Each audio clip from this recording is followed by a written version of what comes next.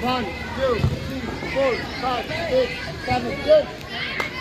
Last two. 1, 2, 3, 4, 5, 6, 7, 8. 1, 2, 3, 4, 5, 6, 7, 8. Okay, thank you. সবাই সামনে আসো। থ্যাংক ইউ ভাই। প্র্যাকটিসটা কেমন লাগলো?